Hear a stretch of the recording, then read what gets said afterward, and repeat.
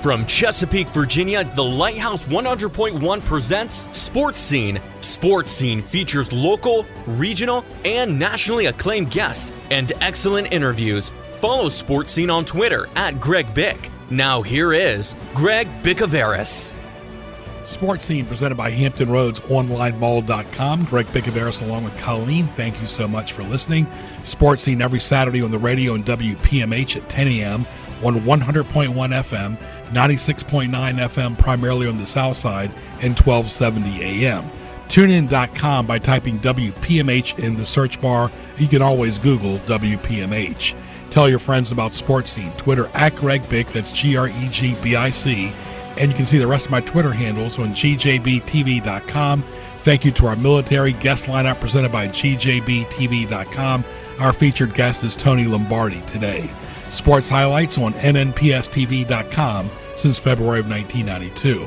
Phone line presented by at Greg Bick on YouTube, GregBic on YouTube. Please subscribe, and you can see the rest of my audio and video and archived audio and video on the YouTube channel under the videos section. GJBTV.com 24/7. Sports Scene is a presentation of GJBTV.com and WPMH Radio. March Madness, NBA season winding down. Spring is in the air, finally. Stay tuned. We'll continue after these messages with great interviews, excellent guests, business segments, highlights, commentary, and what tees me off. Thank you for listening to Sports Scene. We love our regulars and tourists who listen online and on the radio. Aberdeen Barn Steakhouse, your destination for prime rib in Hampton Roads since 1966. Aberdeen Barn in Virginia Beach is the preferred place for banquets, parties, meetings, and special occasions, showcasing 9 banquet rooms. Treat your family, friends, and coworkers to delicious steaks and fresh seafood at the Aberdeen Barn in Virginia Beach. Like the Aberdeen Barn on Facebook. For more, log on to aberdeenbarn.net and visit them daily at 5805 Northampton Boulevard in Virginia Beach. Interact with Sports Scene on Twitter at Greg Bick. Email bicogb@hotmail.com. Now back to Greg Bicouvaris in the Hampton Roads OnlineMall.com studios. And welcome back to Sports Scene. It's a pleasure to talk to Tony Lombardi. And Tony, of course, has been a guest on Sports Highlights and Sports Scene on the past. Tony from Maryland, how are you? I'm doing well, Greg, and you? Very good. You have so many different titles. Give our audience an up-to-date scenario. Well, I guess most people call me editor-in-chief of Russell Street Report, as well as Utah Street Report, which covers the Orioles. But most of my time spent on Russell Street Report. I opine, I provide analysis, and we've got a staff of about 20 different writers who do different things. And we're actually, Greg, getting ready to launch a brand new microsite within Russell Street Report called Ravens Draft Central. Mm-hmm. It's going to be very Ravens-centric in terms of needs and scheme and what players are available and what particular rounds of the draft in the 2022 draft. Well, let me ask you about that, too, because do you get a lot of your content mostly on social media or the website route? I've heard people saying it's a lot easier for people to consume and digest on Facebook, maybe Twitter, as opposed to going to a website and looking for it. I mean, I personally like both. What are your the feedback you get in general? What we hear is that a lot of times social media is the trigger mechanism that drives people to a specific piece of content. But then there are others who will go to our homepage and sort of browse around to see what's new. But I think the knee-jerk responses to most recent posts are triggered by social media, and the ones we use the most are Twitter, Facebook, and Instagram. Very nice. Talking to Tony Lombardi, Greg Bick, GregBic on Twitter, Greg Bick on YouTube. Tony, go ahead and give us your Twitter handle. My Twitter handle is RSR for Russell Street Report, RSR Lombardi, and you can find Russell Street Report at Russell ST, abbreviation for street, Russell ST Report. All right, we're in the end of the season now, of course. Things are, processing, getting ready for the next season already, as we talk about. You got a lot going on. You got another football league trying to be relevant. To me, it's difficult, but there's a market for football. We know that, but we'll see what happens with the USFL. But let's first of all before we talk about that, the spring league, let's talk a little bit about the Ravens, another losing record. Tony, the bottom line is for the fans who don't follow the team that often, they haven't done a whole lot of advancing in the postseason since they won their last Super Bowl. No, they really haven't. They've only won a couple of playoff games since winning the Super Bowl back in Super Bowl 47, which occurred in February of 2013. So they've only won 2 playoff games. And under Lamar Jackson, they've been to the playoffs each of his seasons except 2021, and they've only won 1 with Lamar, and that was against the Tennessee Titans down in Nashville.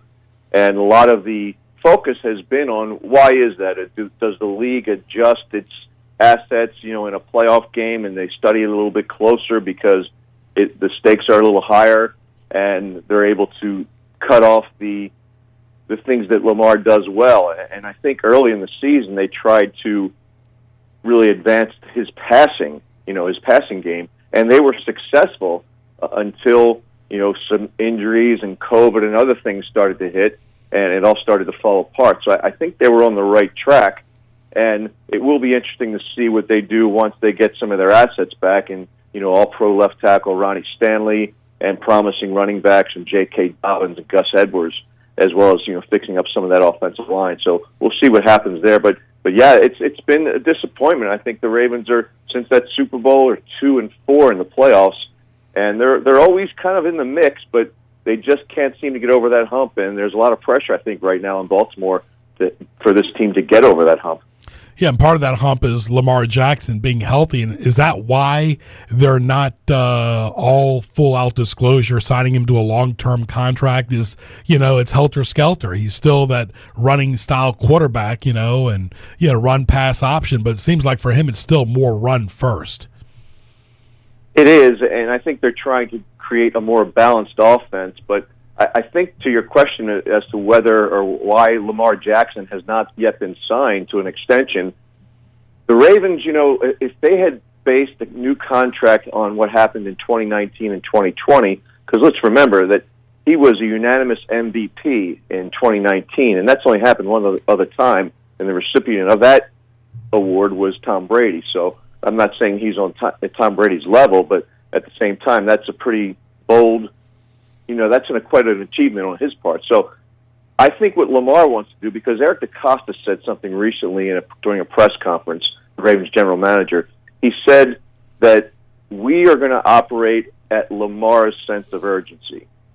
And I thought that there was an interesting choice of words. And I think if you read the tea leaves, read between the lines, I think Lamar is the one putting the brakes on this, because the Ravens want to, it's all about slotting, in terms of who is the best quarterback and then working your way down from there. So there's been a lot of talk that Josh Allen was the number that Lamar Jackson was going to go for, because that was thought to be a better comparable than Patrick Mahomes. But now that Lamar had a shaky season, maybe the Ravens are starting to throttle back on the enormity of that contract and do something a little bit less. But I think Lamar wants to bet on himself, much like Joe Flacco did in 2012. He wants to put it out there this season, let the season do the talking, and then work out a contract. Because let's remember, the Ravens are operating under a fifth-year option with him for the moment in 2022 if there's no extension. And they do have the ability to use a franchise tag moving forward if still some of the question marks aren't answered about Lamar Jackson's performances. Yeah, of course, a lot of injuries last year to the running game, but, no postseason, a losing record, and really they did not play well down the stretch at all. They did play well against the Rams at home, but, of course, we saw the Rams were a different team during the postseason, and, of course, winning the Super Bowl at home like Tampa Bay did last year was really a nice luxury for the Rams. They didn't have to travel, and really less distractions when you're playing at home. Sometimes you got a 2-week gap as opposed to being on the road in some anonymous city as well. Talking to Tony Lombardi, it'll be interesting too how this postseason, happens as far as, what you saw in the playoff teams, how they will do next year, meaning the Bengals. The Bengals were really up and down for the most part. They started playing well. They got a healthy Joe Burrow. And, of course, they made the postseason. They made the Super Bowl. And, of course, as did the Steelers. But they're going to be two different teams next year. Yeah, they will be, and that's kind of what the NFL is all about. Everything changes so much. I think I read somewhere once, Greg, that the rate of attrition for each NFL team on average is 25%. That's a big number, isn't it? I mean, think about if you worked with 10 people and 2.5 of them every year were going to be leaving. That's a lot. So, and I think with the Ravens this year, because there are so many question marks, that they'll exceed 25% of roster attrition. I think it'll be greater than that, and we'll see what happens. But when you look at the Bengals and the Steelers, there's going to be some attrition there. And the Bengals are in a good position, I believe, because they've got their stud quarterback who looks like a legitimate franchise quarterback and a potential future MVP. And if he ever gets an offensive line, because let's face it, that was the difference in the game when they played the Rams in the Super Bowl, better offensive line, maybe we're talking about a different world champion right now. But those guys are young on the Bengals. They've got plenty of cap space. Now, it hasn't been Mike Brown, the owner of the Bengals, it hasn't been his MO to go out and spend a lot of money, but he's got it available to him if he wants to, make some amendments to their defense and also add that offensive line that they're lacking. So they could be a force to reckon with, and it'll be interesting to see what the Ravens do as a counter move to whatever the Bengals did well in 2021, because if you think about it, they spanked the Ravens twice in 2021. Now, granted, the second time they played, the Ravens were down to like third and fourth string defensive backs when Joe Burrow threw for 525 yards. And then they moved on from Wink Martindale. But, it's a copycat league, and people are going to want to do things to help choke down on the Bengals' effectiveness if they're going to win that AFC North, because any team that they start each year, every team is looking to win their division is goal number one. All right, we're going to do 3 parts here with Tony Lombardi. Don't forget our good friends at Mi Hogar Mexican Restaurant at 401 Granby Street. Give them a call at 640-7705. That's 640-7705. Go by and see Armando and the great staff. Get some tacos, burritos, fajitas. Their 26th anniversary here in Hampton Roads, open daily, serving great Mexican food. You mentioned attrition. I was referring mostly to the Bengals line. They definitely going to have some attrition there. But attrition happens in life, whether it's our personal friends, business. We all have attrition, so we can all kind of relate to that. College football has a lot. College sports has more than the NFL, because you like to know who the players are, who the quarterback is, who the kicker is, who the special players are on the team. The coach rarely has attrition for the Ravens. You've only had 3 in your history, but that'll be a work in progress. But I guess it starts, Tony, in-house. You have to win your division first, one game at a time, and go from there. That's true. And, you think about games that are lost early in the season, maybe against even lesser opponents. You just had a bad day at the office, and they end up being, 1-1 instead of 2-0. And those games that get away from you early in the season, they're just as important as the ones you try to play catch-up with at the end of the season. Now, granted, the way the NFL has put together their schedules, a lot of these divisional games come during that month of December and into January, so we'll see how that shakes out. I believe the schedule will come out again in April. We already know who the opponents are going to be. We just don't know when those games will be played, and the difficulty of the schedule has already been established for all those teams. But it's just one of those things that you just you play the schedule, you do the best you can, and what does Bill Parcells always say? You are what your record says you are. So just win them one at a time, as you suggested, and each one's just as important as the next. Absolutely. We'll come back with part 2 of Tony Lombardi on Sports Scene after these messages. Sports Scene, Hampton Road's premier interview show with Greg Bicouvaris, each Saturday from 10 a.m. to 11. And you look at that, 4-4 at home, which is just average, 4-3-1 on the road. I mean, you're not going to win any games like that. They were not the same team after they beat the Packers, yet the Packers were a totally different team. Interact with Sports Scene on Twitter @GregBic, and listen weekly as Greg interviews distinguished guests with excellent commentary and insight. Sports Scene, Saturdays at 10 a.m. on the Lighthouse 100.1 FM. Interact with Sports Scene on Twitter at Greg Bick. Email bicogb@hotmail.com. Now back to Greg Bicouvaris in the Hampton Roads OnlineMall.com studios. And welcome back to Sports Scene right here. Part 2 of our interview with Tony Lombardi at Greg Bick on Twitter, at Greg Bick on YouTube. Tony, go ahead and give us your Twitter handles again. Our Twitter handles, my personal one is at RSR Lombardi, spelled just like the trophy, and also at Russell, 2 S's, 2 L's, Russell ST Report for Russell Street Report. We saw how difficult it is to repeat. Tampa Bay came close, but they did not get back to the Super Bowl. But as of right now, no Tom Brady. And, of course, Antonio Brown was a huge distraction. Never seen that before, the way he behaved during the Jets game. That was just total horrible behavior. I don't care what line of profession you're in. If you and I did that in our work, we would have never lasted past the door right there. So regardless, you have to carry yourself like a gentleman and a human being. We've seen a lot of this in sports lately, Tony, where the tempers flare. You know, you saw it with Juwan Howard last year in Maryland. And, of course, this time he actually hit a human being in the line right there. And the thing about that is that nobody even talked about. There's been a lot of women assistant coaches. Could you imagine, Tony, if that would have been a woman assistant coach, he would have hit, he would have been fired on the spot. To me, 5 games, whatever it was, is a slap on the wrist. It should have been the entire rest of the season. You're a grown man. You played in college decades ago. And, of course, now you're going to go around hitting people. That's just not good. It's a really bad look for him, and that's probably going to be something that he's going to have to carry for a long, long time, unless he does something that really, in the public's eye, where he redeems himself. And I will also say this about society in general. I think that by nature, society can be forgiving, and the example I always point to is Michael Vick.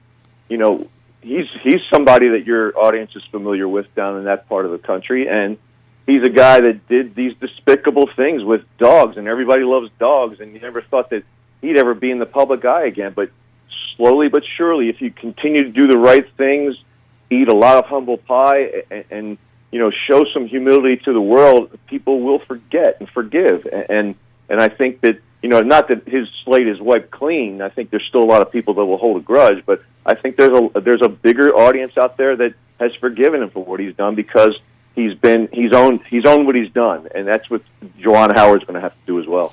Absolutely. But you look at one of the players that played for the Ravens, Rice, he never came back. I mean, that's the power of video. What happened to Howard, you know, he might be a good person off the court. Who knows? I don't know him, you know, probably will never get to know him, and several people will not know him either. Obviously, a lot of people in his own staff don't know who he is, NBA, college, whatever. But the power of video, Tony, is played over and over and over again. We live in a YouTube, TikTok world.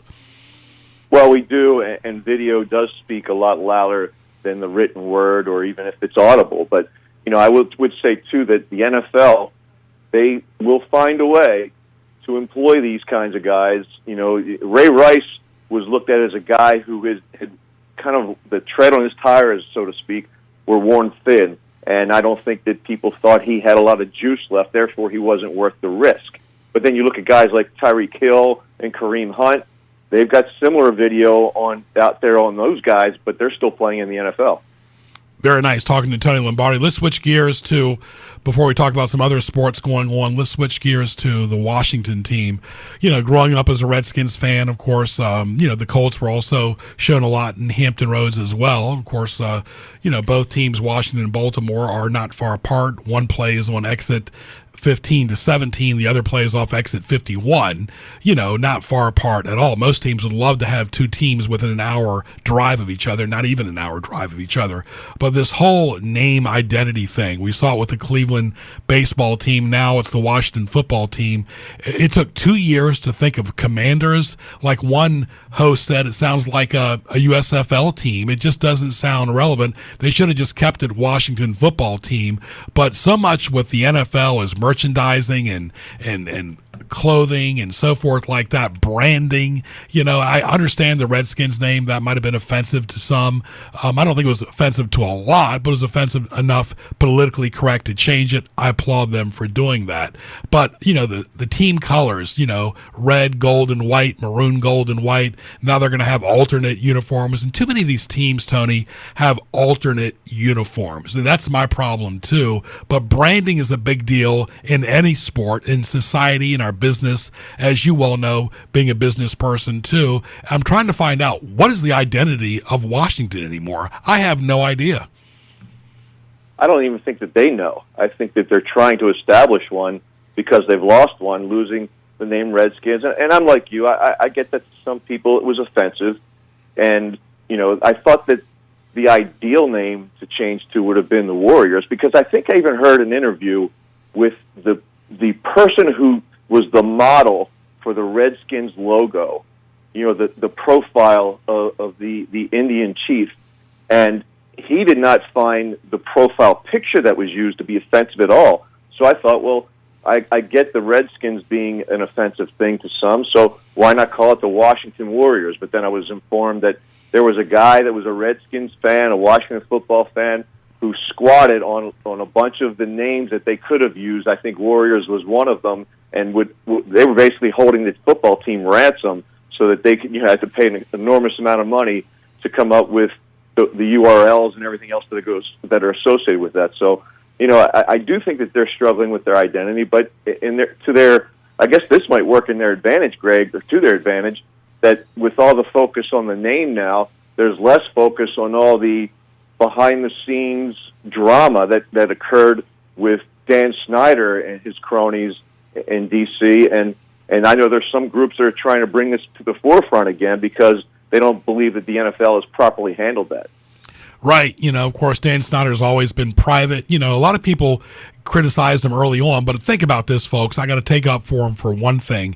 He was in his early 30s when he owned the team. That's almost unheard of in 1999. So I'll give him a pass there. He was meddling a lot with the coaching staff. He hardly does that anymore, but he likes to stay out of the limelight. But what's happened is, all this drama with some of the personnel and the staff have really, made this, cave even closer and closer for him.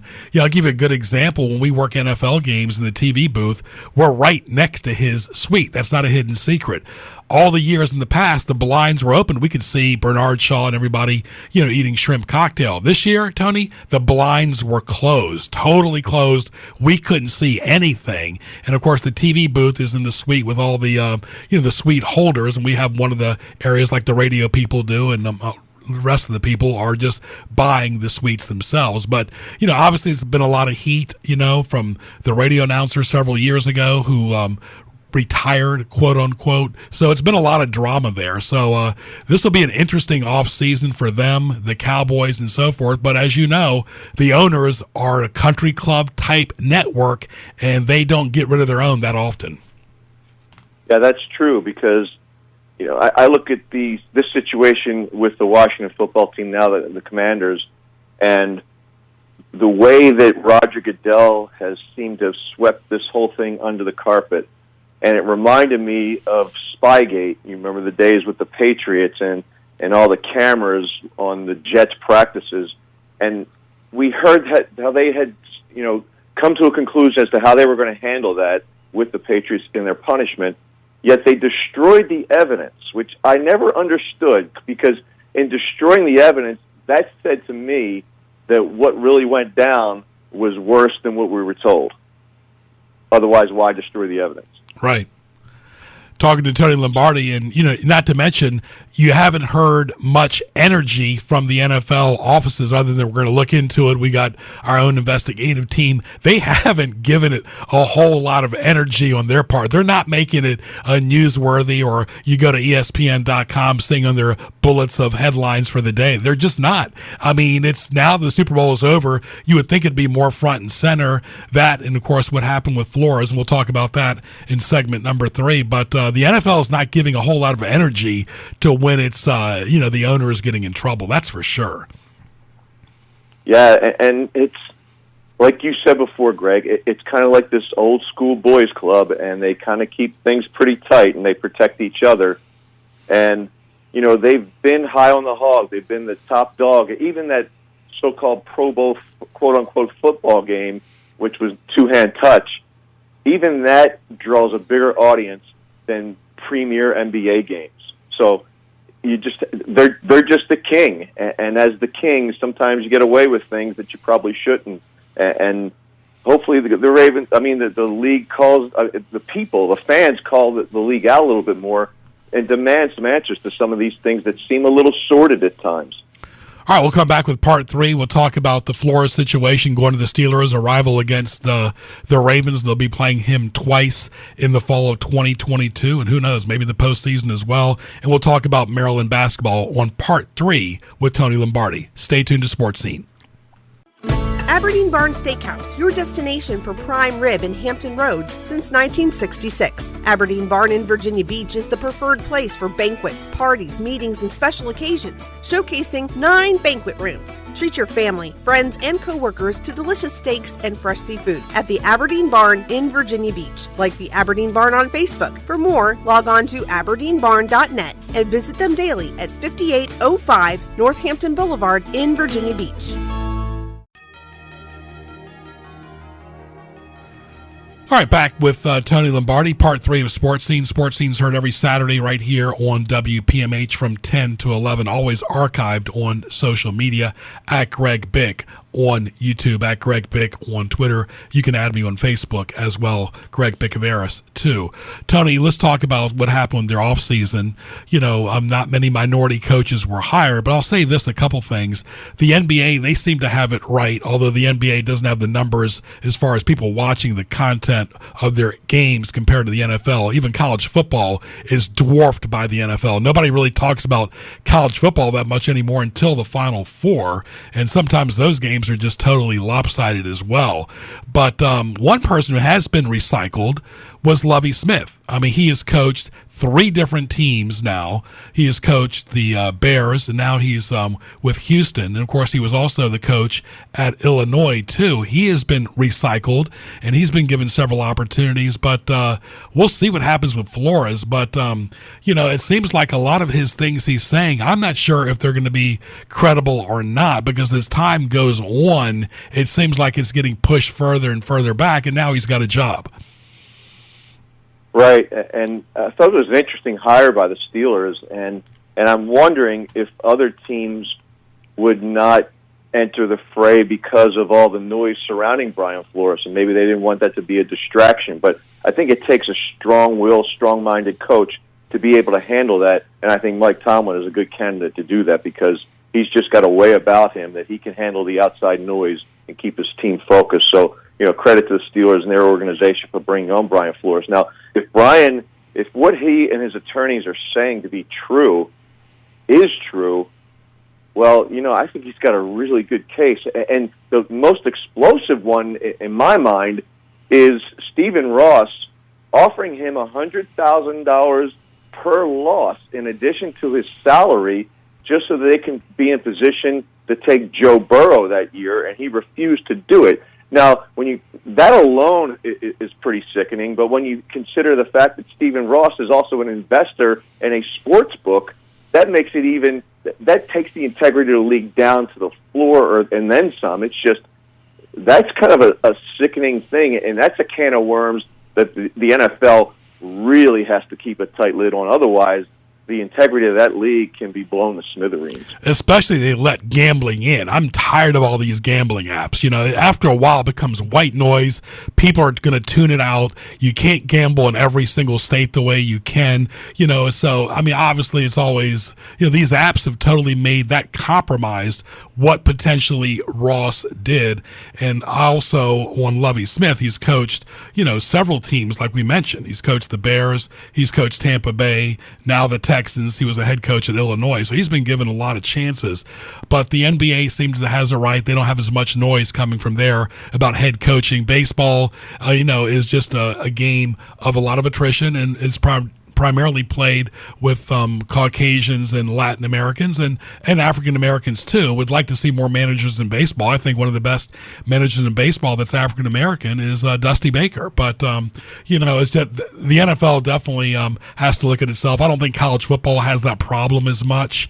I think it's mostly the NFL. But I mean, like I said earlier, the NFL is in New York. These owners are in 32 different cities doing whatever they want to do, and it's like sometimes they want to hire who they're comfortable with. Yeah, I think that the NFL really needs to take a hard look at what they're doing, their hiring practices, and make sure that it's fair. And that's what anybody wants, is a fair opportunity for employment. And if they conclude that they're fair, well then okay. But the numbers suggest that it hasn't been fair. And there's another part to the Brian Flores suit where he was going to interview with the New York Giants. They had already made a hiring decision. Bill Belichick sends a text out to the wrong Brian, alerts Brian Flores that he's not going to be hired, and he still goes through the interview process anyway. Just imagine yourself in that situation where you have a job you really want, and you're being interviewed, even though they've made a hiring decision, and then you know that. How insulting is that to your integrity? And not to mention, we all make that mistake that Belichick did. I've texted the wrong person a million times. Luckily, nothing awkward like that. But it can be awkward. That was awkward. That's going to affect their friendship. And it'll be very difficult, in my opinion, for Flores to get a head coaching job in 2023. I mean, now people are going to be leery about him because they have a right to be, because he is suing the NFL. Regardless of what the stand is, that's still not good either. Obviously, he's got a lot of grievance toward the NFL. Let's switch gears real quick. We're near March Madness here. What's going on with Maryland basketball? Tony, you live in that state. It was once proud under Gary Williams, Lefty Drizel, and Turgeon. Turgeon kind of, resigned abruptly this year. I think he would have been allowed to finish out the year. He had a bad loss against my alma mater, George Mason. It's gone south since. Their attendance is horrible. Danny Manning has no presence on the sideline at all. He could not get nothing done at Wake Forest. Obviously, he won't be the coach next year as well. And Georgetown has not won a game as we speak since 2021. So, I mean, recently they've had Georgetown and Maryland have both been on CBS playing against different teams, because college basketball, unlike the NFL, they set their schedule out early, and the NFL does as well, but they can flex toward the end of the season. That's the advantage of the NFL. But right now in the DMV at University of Maryland and Georgetown, basketball is not good. You talked about earlier in the program the Washington Commanders having an identity crisis. And I think the Maryland Terrapins and even the Georgetown, Georgetown has the same identity crisis as Maryland. And I think it's a multi-layered issue with Maryland, which I'm more familiar with. And what I mean by that is, first of all, you had a coaching change from a very popular coach in Gary Williams to a less popular coach in Mark Turgeon. And then that fell apart. Turgeon, good recruiter, never seemed to keep his guys around really long. Gary had a way of getting his guys to stay. And in fact, he even recruited guys that would be 3- and 4-year players so that they can mesh together as a team. And when you have players around longer, then fans get to become attached to those players. They know who's going to go out on the court each week, and they become more engaged in that team. So you got Gary, a team that sticks together for more years than just a hired gun that comes in for 1 year and then goes to the NBA. So that wasn't really in play with Gary. And then also when you add in those rivalries that Maryland used to have in the ACC that fans really got behind, those rivalries against all the teams, Virginia, North Carolina, Georgia Tech, of course Duke, all those teams were rivals down Tobacco Road. That was something that people in Baltimore, people throughout Maryland really embraced. All that was taken away for what? Money, because the Big Ten dangled a big carrot out there to get Maryland to jump into the fray with basketball and football. And now football, they can't win much of anything because the Big Ten is just too big for Maryland to be competing in. And so when you factor it all in, you kind of lose interest. And that's what gets back to the point you just made, Greg, is that there's not a lot of attendance at these games when back in the old Cole Fieldhouse days, that place was packed and rocking. Yeah, the problem is the Big Ten. It has not evolved. Maryland will never compete against schools like Ohio State, Michigan, and teams like that on a regular basis. Even Michigan State, Penn State has beaten Maryland for the most part for the last several years too as well. They just have not, they're not there. They were there maybe under Bobby Ross, but not this coach. He's a nice guy, but it's not his fault either. It's the Big Ten. There's no rivalry. Nobody's going to get juiced up in the middle of the week to go see Maryland play Minnesota basketball when it's 20 degrees outside, let alone a road trip to Purdue or Indiana. It just has not evolved. Like you said, they used to play teams like Clemson, Duke, North Carolina. Those were great rivalries when, back in the 70s, 80s, 90s, up until the 2000s too. So that really is really sad what's happened with Maryland basketball. As far as Georgetown, yeah, when you lose attendance as well. So it's all about marketing and branding as well. All right, Tony, leave us with a parting shot about your website, social media, and the current state as you see of sports. Current state of sports, I always think that throughout the pandemic, the sports were sort of like this beacon of light for fans to get through difficult and changing times. And I think for the most part, sports did a great job of that. But in terms of the overall, I guess, tenor of the games right now, it's, I look at like the Olympics. The Olympics were not watched by as many people as they used to be. It was almost go-to television back in the day, Greg, but for me at least, it wasn't anymore. It's not. I think I ended up watching more of the curling than I did anything else, and that's nothing more than a shuffleboard on ice. Mm-hmm. But the thing with all of sports is it's that distraction, that thing that helps ease tension in the world and allows you to cope with your daily life, the struggles of daily life a little bit better. But it seems lately that social media has a way of integrating more drama into sports so that even when people go to sports for a distraction, they're met with different types of drama that annoy people. So I just want to get back to the games. And that's one thing about like the Super Bowl, where people just were focused on the game for one day. Everything was good. Everybody picked their blocks and things like that, and it was all about the sport. It was a good distraction. And then, there's that in the NFL. There's that in all sports if we look for it hard enough and not get caught up in the distractions of the drama and all the off the field stuff like we saw with Juwan Howard. Yeah, Olympics were just bad timing. I barely watched it at all, was not interested. It's right during the NFL season, of course, college basketball season. I want to know what's going on with Syracuse. I mean, college basketball people, you can ask them if they watch it. They're in the middle of games, so they're playing games.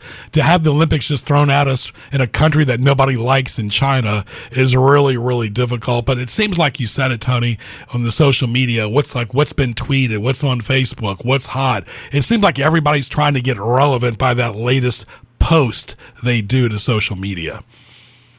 Yeah, it's all the stuff that people refer to as clickbaiting, just to get you to drive clicks, and those clicks help you with your sponsors and that sort of thing. But I think in the long run, meaningful journalism will always shine and always be relevant, and social media journalism, just for the immediate knee-jerk reaction, that'll fade eventually. Tony, thank you for your time, your talent, and your treasure. All the best to your great websites and your social media, and we'll talk to you again down the road. Thank you so much for your time, Greg. Thank you. Tony Lombardi right there from Russell Street Report. We'll be back with more Sports Scene after these messages. It's now time for Greg's Highlights, presented by HamptonRoadsOnlineMall.com. Okay, highlights, gjbtv.com, hrsmhof.com. Take a look at our recipients, HamptonRoadsOnlineMall.com. Greg Bicouvaris along with Colleen with Sports Scene. gjbtv.com for archive shows. Click the YouTube link on the homepage and go to the videos section. Question of the day to our esteemed producer and general manager, Colleen. Colleen, if you go to a person's house and you can tell the smell and stench of pets right away, does that affect your current visit and also going back again? Well, we have a cat, so I have to be careful about that. But overwhelming smells would cause you to shorten your visit. I do remember one time where we were visiting somebody and we were going to even stay overnight, and we just decided not to because of the dog smell. Yeah, because they go from room to room. You know that owners will let their dogs and cats just run loose when nobody's there. True, and if you're not used to it, or allergies and that kind of thing too, it could be a problem. Very good. That is Highlights. Aberdeen Barn Steakhouse, your destination for prime rib and Hampton Roads since 1966. Aberdeen Barn in Virginia Beach is the preferred place for banquets, parties, meetings, and special occasions, showcasing 9 banquet rooms. Treat your family, friends, and coworkers to delicious steaks and fresh seafood at the Aberdeen Barn in Virginia Beach. Like the Aberdeen Barn on Facebook. For more, log on to aberdeenbarn.net and visit them daily at 5805 Northampton Boulevard in Virginia Beach.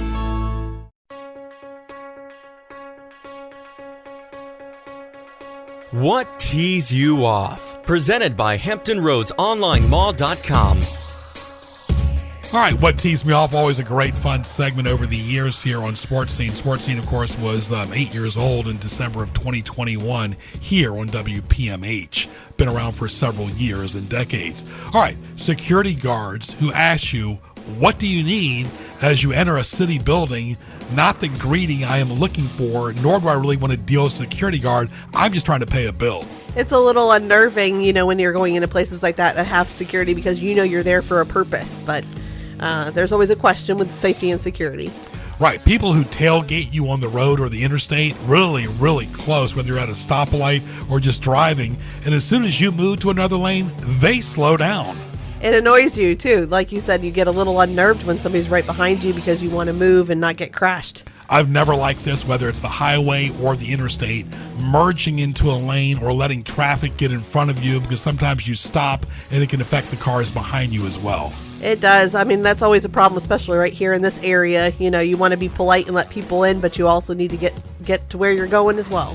We talked about one of our restaurant sponsors off the air. We won't say their name on the air, but prices of gas to get to that restaurant or go to see grandma out of town, and also prices at restaurants in general, Colleen, you need several $100s to go out to eat. It's starting to get a little bit more difficult for sure, and then you have to evaluate, should I drive over here because of the cost of that, or, deciding whether that's worth it or not for you. But obviously we want to support businesses. Yeah, I know they have a children's plate, children's menu. I totally get that. We've all had kids in our family. But I'm starting to wonder if they should have a women's portion and a men's portion, because men eat totally different. As you know, me and your husband don't eat the same way you do at all.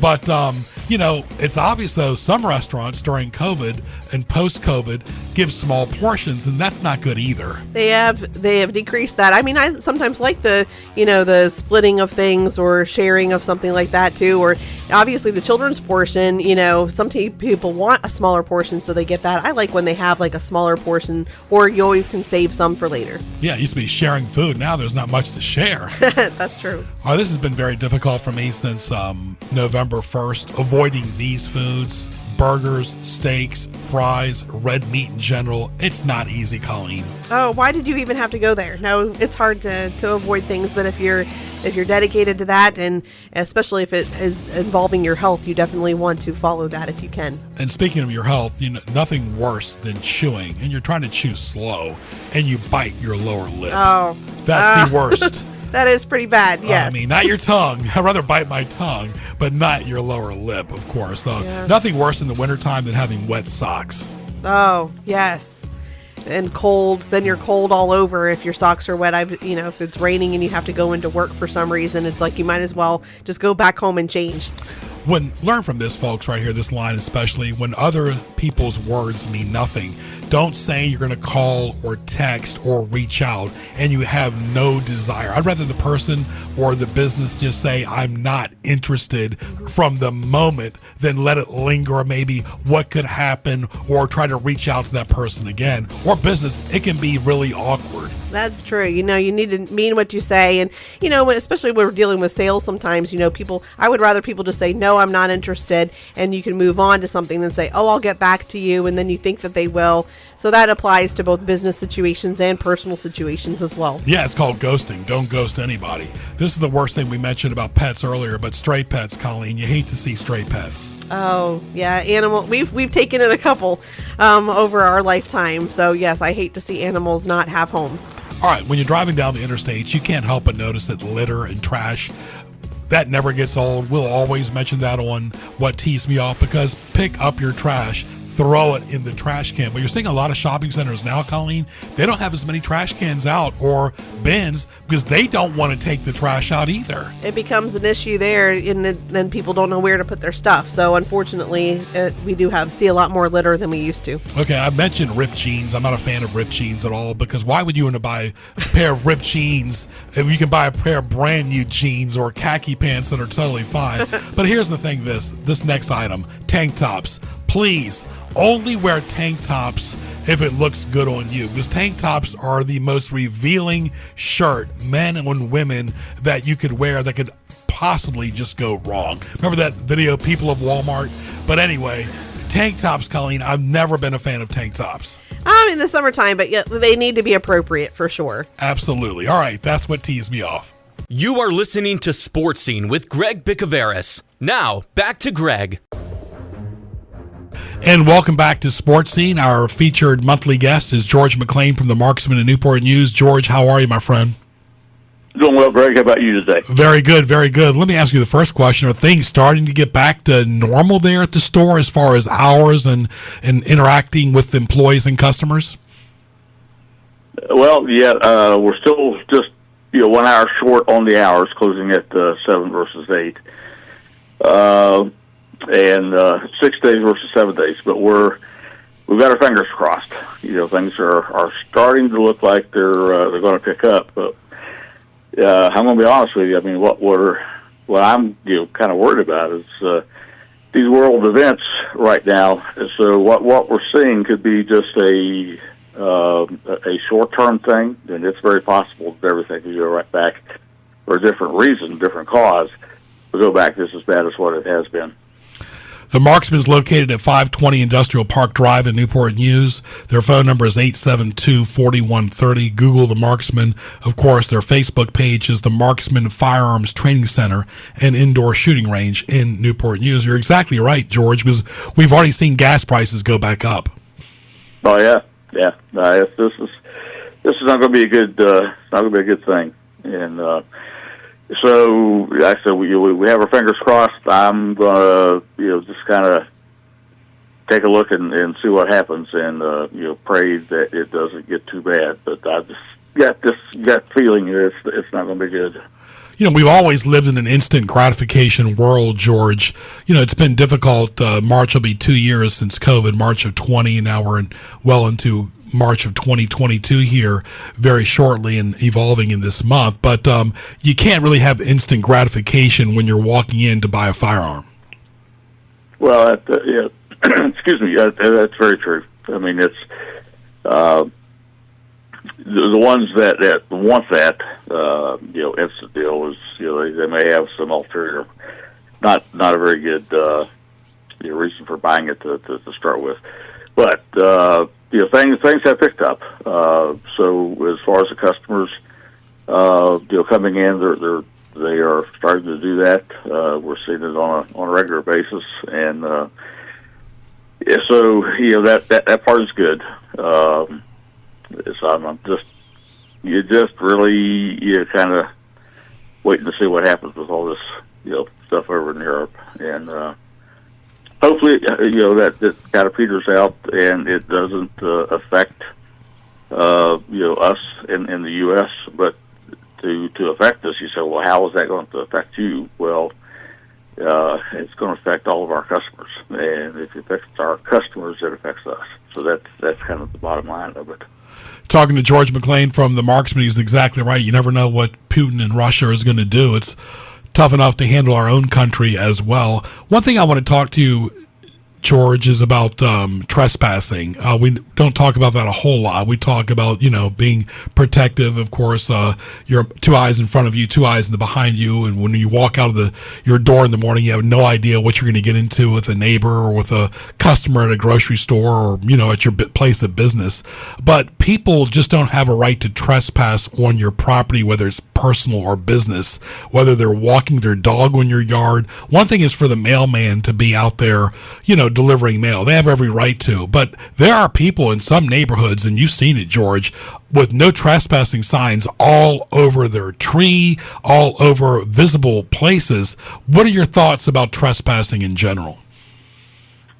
Well, honestly, it's if you got your signs up and stuff, they're breaking the law. When they do that, no one's allowed to come on your property if you've told them to stay off, and if you've got no trespassing signs, that in effect is saying stay off, my property. So the people who disregard that, they're the type that's you're not going to be able to deal with them yourself. The best thing, if you can catch them in the act, obviously, is to call law enforcement and let them come and take care of it. Biggest thing on all of these things is, when I say all these things, I'm talking about all situations where it's wrong, and it is you know the feeling that you know it's wrong, and you want to do something about it, but 9 times out of 10, those type of individuals wind up taking the wrong action, or they'll grab a gun and they'll threaten chase somebody off. Well, that's illegal.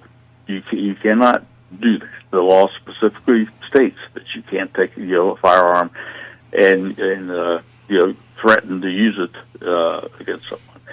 So I mean, this can go on and on. I got several examples of it, but it's that's what we have to caution people to be right in front of them. They've got to know what these laws are. They got to know what they can do, what they can't do. So trespassing is it's not a good thing. You can step on your front porch and tell someone to get off if you're out. If you got a lot of property, you're several acres, and you can certainly go up to someone and ask them to leave or tell them to leave. But can you take a firearm to threaten them to leave? No, you cannot. And people just need to be able to keep their emotions under control and know what they can do and what they can't do. Absolutely. Go by and see Mike and our good friends at Outback Steakhouse in Kempsville, 1255 Fordham Drive in Virginia Beach. Give them a call at 523-4832. Open for 7 days a week for your convenience. Spacious, nice dining area, great bar, lunch and dinner daily, burgers, steaks, seafood, salads, appetizers, chicken. They have it all at Outback Steakhouse in Kempsville. Great appetizers, food, and desserts right in the heart of Kempsville. Give us an update, George, on your two famous days, Military Mondays and First Responder Fridays. Well, still there, and folks are taking advantage of that. You get a nice 20% discount on your rates, and it's a good opportunity to come in and relieve some stress. Absolutely, and of course it does. How about as far as the range? Still need to make reservations, or can you just walk up? No, you can just walk up now, and you can make a reservation if you want to call and do that. We'll certainly accept that, but it's not required. Very nice. Talking to George McClain right here from The Marksman. Greg Bicouvaris at Greg Bick on Twitter. Don't forget to go to YouTube, type in George McClain Sports Scene to hear past shows of our radio interviews as well. Sports Scene is a presentation of GJBTV.com and WPMH radio as well. What about now that it gets daylight longer, George? That does help a little bit with safety. You still have to be cognizant of where you go and cognizant of what you leave on your property. I'm still surprised that the police have to remind people when you go into a place of business, don't leave your keys running in your car. Yeah, that's people being people. Stupid things are going to happen. But no, you're right. And the daylight thing, it makes it easier for us. When you need to be cognizant of what's going on around you. So it's kind of that. I don't want to kind of tell everyone you have to be what we would term hyper vigilant, but you need to be vigilant. You need to be aware of what's going on, even on a nice day, nice sunshiny day. You just you're off to a good start, and you don't want to walk out your front door, get in your car and find out you got somebody's hiding in the car, they've been in the car, they're ransacked it. So how would you prevent any of that? Security systems, security cameras. I've got stuff around for security in my particular house and I've got it set for past about 10 o'clock at night. But you can change the time wherever you want. But 10's about fine because I've got lights all over the place. So 10 o'clock lights go off, and I've got motion detectors. And if someone walks up my driveway or they come across the fence someplace, this is going to alert me. And if it's at 2 o'clock in the morning when it happens, and I'm asleep, it yells at me. It says, George, wake up! Somebody's on your property, kind of thing. So there's all kinds of things out there, and it's a shame that it's gotten to this. But that's probably the best solution that I can recommend to people is start increasing your security apparatuses for your home, and that doesn't mean you have to go out and spend $2,000 or $3,000 or $4,000 all at one time. You can add as you can afford, and put this system together over time. And I think everyone who does that would be very satisfied with the results. Do you offer any security systems at your store? Or are you pretty much just doing firearms? But I guess you can give people advice when they're doing so much online ordering now. Well, and that's exactly right. So you have to do your research, and get what works for you. But no, we don't. We're not into the security business, other than personal security with being able to protect yourself with a firearm. But so that's two way different things. But I can certainly tell somebody what I did, which I just did to a point. But everyone needs to do the research. But that is probably the biggest thing that folks could do that they don't is get security cameras and stuff so they can see what's going on around their home. And that doesn't mean spy on your neighbor. What we're talking about is your property. So you want cameras kind of sitting out where they can look back at your house. Like I've got them on my mailbox, which goes back to the house. I got it at the front door, which goes around everything else. I've got it in the backyard. I've got side yards. So, and you can put this together however you want it, but it works. Mm-hmm. Absolutely. Talking to George McClain from the Marksman. Greg Bicouvaris, glad you're with us right here on Sports Scene. And of course, you do need it because, especially when people live in apartment complexes or condos, they tend to get a little bit more careless. They think there's a power in numbers. There's so many cars out there. Well, guess what? 3 or 4 cars is an easy target for a criminal. And also when you are a homeowner, one thing is to have your car on your driveway, on your property, but it's better if you have a garage to put your car in your garage. Then you don't have to worry about it as much, but still you'll be alerted, like George says, if somebody's on your property. But when you go to bed at night, you should always make sure the door is locked, or whether you go to a business as well. Well, that's very true. Very true.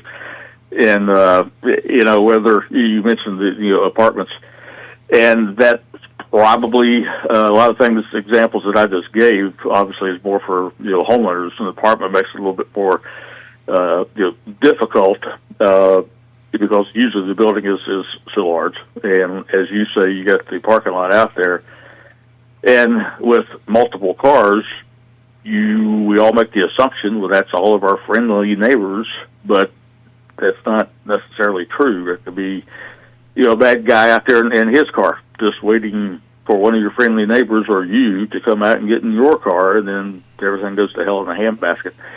So it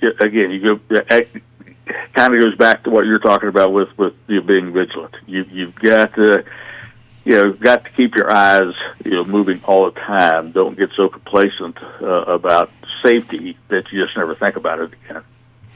George, what do you have in stock right now when people walk in?